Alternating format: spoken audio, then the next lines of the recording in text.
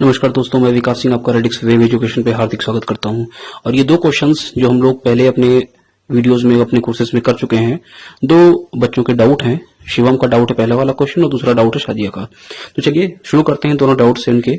पहला क्वेश्चन देखिए क्या पूछ रहा है, 5 की पावर 3 इंटू 4 की पावर 190 में 1000वां अंक कौन सा होगा। देखिए समझिए इस बात को जरा। 5 की पावर 3 इंटू 4 की पावर 190।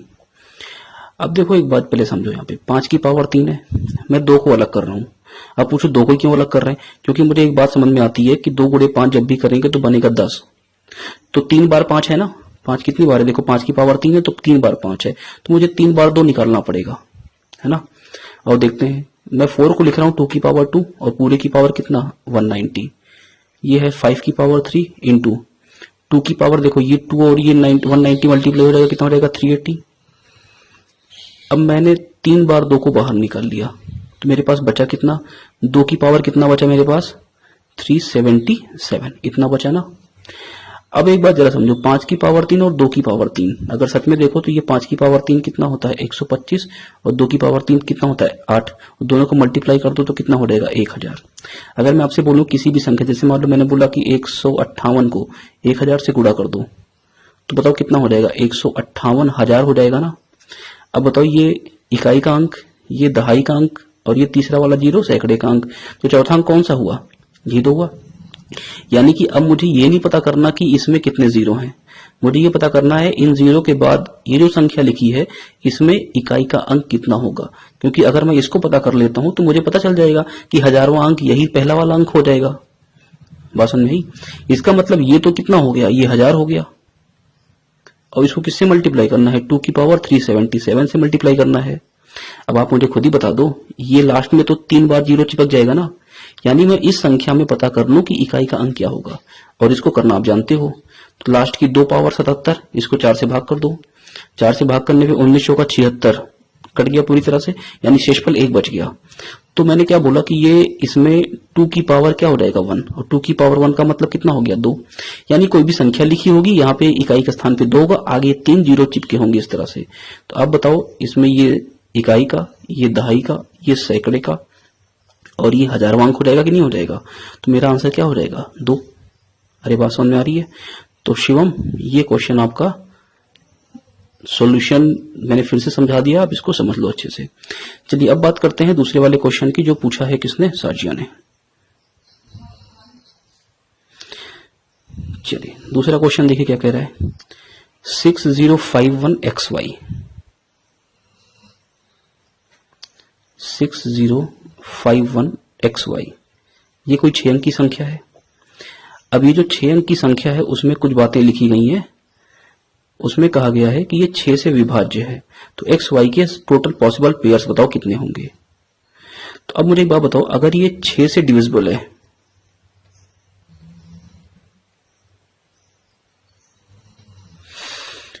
तो 6 से कौन कौन सी संख्याएं कटती हैं, वो संख्या पहले तो सम होनी चाहिए और दूसरा वो 3 से कटनी चाहिए, है ना।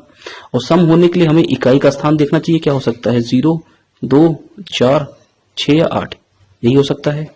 यानी y के बारे में मुझे पता है कि y 0 2 4 6 8 में से ही कोई होगा। अब बात करते हैं 3 से डिविजिबिलिटी की। तो 3 की डिविजिबिलिटी कैसे होती है, सारी संख्याओं का योगफल 3 से कट जाए। तो पहले बताओ 6 खुद 3 से कट गया, 5 और 1 6 3 से कट गया, बचा कितना x और y बचा, यानी x प्लस वाई ये संख्या मेरी किससे डिविजिबल होनी चाहिए 3 से। अब आप मुझे एक बात बताओ, y 0 2 4 6 8 ही तो हो सकता है। तो अगर मैंने y को रखना शुरू किया, क्या क्या रखा, मैंने y को रखा 0, मैंने y को रखा 2, मैंने y को रखा 4, मैंने y को रखा 6 और मैंने y को रख दिया 8, यही हो गया। तो y को अगर मैंने रखा 0 2 4 6 8, तो आप बताओ x भी तो सिंगल डिजिट नंबर है, वो तो कुछ भी हो सकता है, तो वो 0 से लेकर 9 के बीच में होगा। अब ये संख्या योगफल में 3 से कटनी चाहिए। तो अब बताओ y को 0 रख दिया तो केवल x ही तो बचा यहाँ पे। अब x के ऐसे मान बताओ जो 3 से कट रहे हो, तो 0 हो गया, 3 हो गया, 6 हो गया और 9 हो गया, ये 4 मान है x के। तो 4 मान है तो पेयर कैसे बनेंगे, देखो x कॉमा वाई है ना, तो 0,0, 3,0, 6,0, 9,0। तो आपको ऐसे लिखना नहीं है कि कितने पेयर हो गए, ये 4 पेयर हो गए। अब देखो अगर मैं यहाँ पे अब दूसरे वाले को लेके चलना है, y को अगर मैंने रखा यहाँ पे 2 तो x + 2 हो जाएगा ये। अब x के ऐसे मान बताओ कि x + 2 3 से कट जाए, तो बोलोगे एक मान हो गया पहला 1, भाई 1 + 2 कितना हो गया 3, 3 से कटता है।